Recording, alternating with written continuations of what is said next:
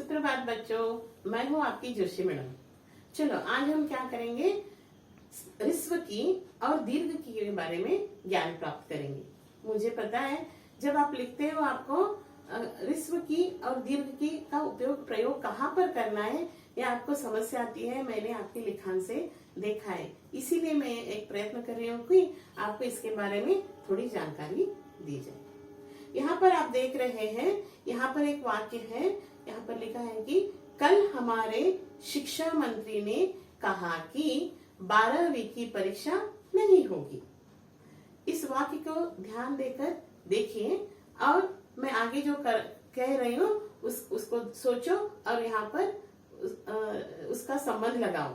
ठीक है, यहाँ पर क्या होता है, की का ह्रस्व की का उपयोग वही किया जाता है जो दो वाक्यों को जोड़ता है। दो वाक्यों को जोड़ना, यहाँ पर आपने देखा पहला जो वाक्य है वो है कल हमारे शिक्षा मंत्री ने, कल हमारे शिक्षा मंत्री जी ने, और दूसरा जो वाक्य है 12वीं की परीक्षा नहीं होगी। तो इसका मतलब हुआ कि यह दो वाक्यों को जोड़ने का काम करता है ह्रस्व की। ये पहला नियम हो गया। और दूसरा क्या हो गया, एक मुख्य वाक्य होता है और दूसरा आश्रित वाक्य होता है, दोनों को जोड़ता है की। इसमें पहला वाक्य या मुख्य वाक्य वो भी अपने आप में स्वयं में एक परिपूर्ण वाक्य है और दूसरा वाक्य भी स्वयं परिपूर्ण वाक्य है। जिसे आपने देखा पहले वाक्य में लिखा है कल हमारे शिक्षा मंत्री जी ने कहा कि, कहा वहां तक लेना है, कल हमारे शिक्षा मंत्री जी ने कहा, ये अपने आप में एक अर्थ देता है कि नहीं। हाँ? और दूसरा जो है वो क्या है, 12वीं की परीक्षा नहीं होगी, यह भी स्वयं अपने आप को एक अर्थ देता है, अर्थपूर्ण वाक्य है। और दोनों को जब जोड़ना है, दोनों अर्थपूर्ण वाक्य है, दोनों को जब जोड़ना है तो वो क्या होता है, ह्रस्व की होता है। ओके, और दूसरा होता है ये समुच्चय बोधक अव्यय के से अव्यय जैसा काम करता है। समुच्चय बोधक अव्यय का अर्थ है अंग्रेजी में कंजंक्शन, कंजंक्शन मतलब जोड़ना। ओके, ये काम करता है ह्रस्व की। उसके बाद की का प्रयोग क्रिया के बाद किया जाता है। की का प्रयोग क्रिया के बाद किया जाता है। देखो इस वाक्य में आपने देखा कल हमारे शिक्षा मंत्री ने कहा कि, कहा जो है ये क्या है, क्रिया है, कहना एक क्रिया है ना, हेळुवुदु ಒಂದು क्रिया, उसके बाद ही ह्रस्व की लगाई गई। हाँ, इसीलिए कहा जाता है कि ह्रस्व की का प्रयोग क्रिया के बाद में होता है। ये सिर्फ जैसे अंग्रेजी में मैं एक वाक्य बताऊंगी, सेंटेंस बताऊंगी, the teacher told that she will start the online classes from tomorrow। यहाँ पर दो वाक्य, इन ಎರಡು ವಾಕ್ಯಗಳಿವೆ। ದ ಟೀಚರ್ ಸೇಡ್ एक वाक्य, ಒಂದು ವಾಕ್ಯ ಇದೆ, ಎರಡನೇದು she will start the classes, online classes from tomorrow।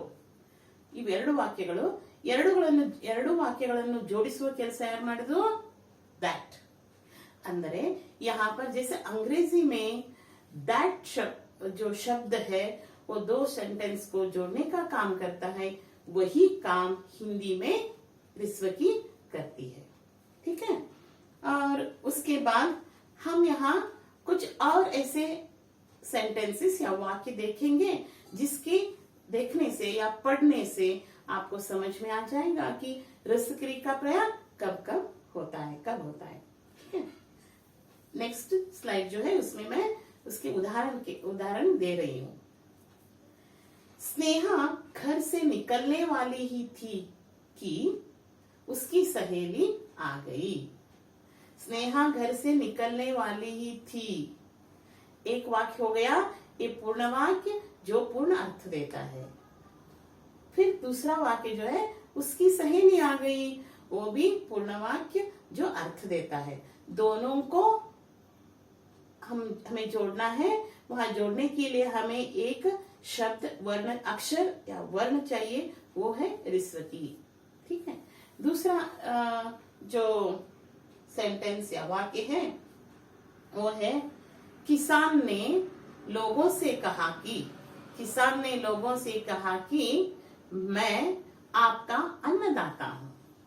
यहाँ पर किसान ने लोगों से कहा, ये पूर्ण वाक्य, अर्थपूर्ण वाक्य। दूसरा वाक्य, मैं अन्नदाता हूँ, ये भी पूरा अर्थ देने वाला एक वाक्य। दोनों को हमने जोड़ा, उसके लिए चाहिए रिस्वकी का प्रयोग, इसके लिए चाहिए रिस्वकी। अब तीसरा जो है वो है, आशा आरोग्य कार्यकर्ता ने मेरे माँ से पूछा कि क्या आपने कोविड-19 का टीका लगवाया है। यहाँ पर भी आशा आरोग्य कार्यकर्ता ने पूछा, यह एक पूर्ण वाक्य, अर्थपूर्ण वाक्य। क्या आपने कोविड-19 का टीका लगवाया है, ये भी पूरा वाक्य, मगर दोनों को हमें जोड़ना है, इसीलिए हमने रिस्वकी का प्रयोग किया। ये हुआ। उसके बाद और एक जगह पर हम रिस्वकी का प्रयोग करते हैं, जैसे कि का प्रयोग विकल्प के लिए, विकल्प ಅಂದ್ರೆ ऑप्शन ಅಂತೀವಿ ನಾವು, विकल्प के लिए ಅಂದ್ರೆ या ಅಂತ हिंदी ಒಳಗೆ ಬರಿತೀವಿ ನೋಡ್ರಿ। हाँ, उसके जहाँ पर हम या का प्रयोग करते हैं वहां भी हम रिस्वकी का प्रयोग कर सकते हैं या करते हैं। जैसे उदाहरण देखिए, हम पूछेंगे कि आप चाय पिएंगी या कॉफी, ನೀವು ಚಹಾ ಕುಡಿಯೋರು ಅಥವಾ ಕಾಫಿ ಕುಡಿಯೋರು ಅಂತ, ಅಥವಾ ಕಾಫಿ ಕುಡಿಯೋರು ಅಂತೀಯಲ್ಲ, ಹಾಗೆ ಆಪ್शन ಕೊಡ್ತೀವಲ್ಲ, उसके बदले या निकाल दो उसमें, आप चाय पिएंगे कि कॉफी। ऐसे ही आप पाठ पढ़ेंगी क्या डांस करेंगी, आप अब खाना खाएंगे या कुछ लिक्विड लेंगे। ऐसे कुछ या के बदले में हम की का रिस्वकी का प्रयोग करते हैं।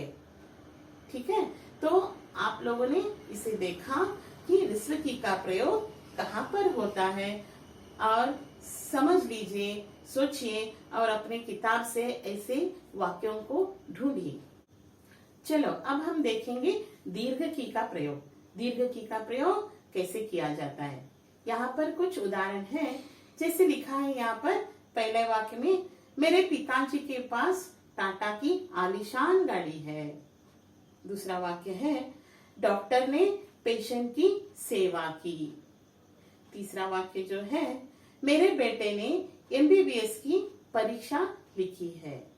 इन तीन वाक्यों को देखने से हमें यह पता चलता है कि किसी संज्ञा या सर्वनाम का किसी से संबंध दिखाना या जोड़ना है तो हमें वहां पर दीर्घकी का प्रयोग करना है।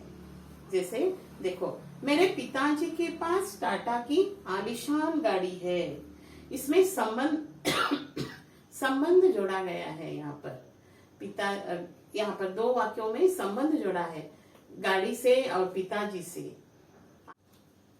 यहाँ दूसरे वाक्य में यह लिखा गया है कि मेरे बेटे ने एमबीबीएस की परीक्षा लिखी। देखो यहाँ पर क्या हुआ, की के बाद, दीर्घ की के बाद स्त्रीलिंग का होना, स्त्रीलिंग शब्द का होना जरूरी है, स्त्रीलिंग शब्द का ही प्रयोग होता है। जैसे परीक्षा, ये जो शब्द है यह क्या है, स्त्रीलिंग है, इसीलिए की का प्रयोग किया गया वहां पर। तीसरे वाक्य में जहां पर लिखा है डॉक्टर ने पेशेंट की सेवा की, यहाँ पर की अंतिम क्या है, शब्द है, अंतिम शब्द है। इस वाक्य में की को क्रिया के रूप में दिया गया है, किया इसके बदले की। डॉक्टर ने पेशेंट की सेवा की, सेवा स्त्रीलिंग है, इसीलिए वो क्या हो गया, की। अगर वो जो सेवा के बदले में आपको कुछ दूसरा शब्द होता तो किया हो जाता है। वो कैसे होता है मैं आपको अब एक उदाहरण के साथ बताऊंगी। ठीक है, उसके लिए एक नियम है कि जब वाक्य में कर्म स्त्रीलिंग होता है तो वह की का प्रयोग होता है, और अगर कर्म पुल्लिंग हो तो किया, ऐसे हो जाता है। जैसे बच्चों ने अपने शिक्षिका को नमस्कार किया, पहले क्या हुआ, डॉक्टर ने पेशेंट की सेवा की, उसका जो क्रिया थी, उसकी क्रिया वो सेवा जो है कर्म, वो स्त्रीलिंग है इसीलिए वो की हो गई। और दूसरे वाक्य में शिक्षिका ने बच्चों ने शिक्षिका अपनी शिक्षिका को नमस्कार किया। नमस्कार जो है ये पुल्लिंग है, कर्म, इसीलिए किया। समझ में आपका डिफरेंस समझ में आ गया? ठीक है। तो नेक्स्ट जो क्वेश्चन है, क्वेश्चन नहीं है, वाक्य का मैं एक वाक्य आपको बता रही हूँ। विवेकानंद जी ने विश्व में भ्रमण कर भारतीय धर्म और दर्शन का प्रसार किया। यहाँ पर भी क्या हुआ, अंत में आ गए। क्रिया जो है पुल्लिंग शब्द है, दर्शन, इसीलिए दर्शन और प्रसार ये पुल्लिंग शब्द है, इसीलिए वो अंत में आ क्या हो गया, किया हो गया। ऐसे ही हम लोग प्रयोग कर सकते हैं। अन्य कुछ संबंध सूचक अवयवों के पूर्व भी दीर्घ की का प्रयोग किया जाता है, जैसे कि ओर, हाँ, की तरफ, की बगल, की अपेक्षा, की ओर ಅಂದ್ರೆ ಅದರೆಡೆಗೆ, की तरफ ಅದು ಅದರೆಡೆಗೆನೆ, की बगल ಪಕ್ಕದಲ್ಲಿ, ಹಿಂಗ। ಅದಕ್ಕೊಂದು उसके लिए ಒಂದು उदाहरण ಕೊಡ್ತೀನಿ। मनु को भूख लगी थी, छोटी है वो मनु, उसको मनु को भूख लगी थी, उसने माँ की ओर देखा। माँ की ओर दीर्घ की अದೆ, ಮನುಗೆ ಏನಾಗಿತ್ತು, ಹಸಿವಾಗಿತ್ತು, ಅವಳ ತನ್ನ ತಾಯಿಯೆಡೆಗೆ ನೋಡಿದಳು। ऐसे की का प्रयोग किया जाता है। माँ स्कूल जाते बच्चे लड़की को, अपने बेटी को कहती है, स्कूल में लड़कों की तरफ नहीं देखना, ऐसे कहती है, की तरफ। ऐसे की का भी प्रयोग इस तरह भी किया जाता है। ठीक है, आपको कुछ होमवर्क दिया जाएगा, आप देखिए और घर में उसका प्रयोग कीजिए। एक है की और की का प्रयोग, सही प्रयोग करना है आपको। यहाँ पर जो सेंटेंस लिखे हैं ना, वहां पर कहाँ पर ऋस्व की देना है, कहाँ पर दीर्घ की लगाना है, देना है, वो समझकर वाक्य बनाइए और उसका अर्थ समझिए। पहले गीता में भगवान श्री कृष्ण ने कहा, गीता में भगवान श्री कृष्ण ने कहा, डैश कर्म करो, फल डैश अपेक्षा मत करो। कहाँ पर ऋस्व की लगाना है और कहाँ पर दीर्घ की लगाना है, आप सोचिए। दूसरा शब्द वाक्य है, शिक्षिका ने बच्चों को बताया, डैश कल वह तेनालीरामा डैश कहानी सुनाएगी। आपको पता चला कहाँ पर ऋस्व कहाँ पर दीर्घ की लगाना है? हाँ, ठीक है। तो आप एक कीजिए और जब हमारा क्लास होगा, ऑनलाइन क्लास, तब हम उस पर चर्चा करेंगे। मैं समझती हूँ आपका कंफ्यूजन कुछ हद तक सुलझ गया है। Okay, bye.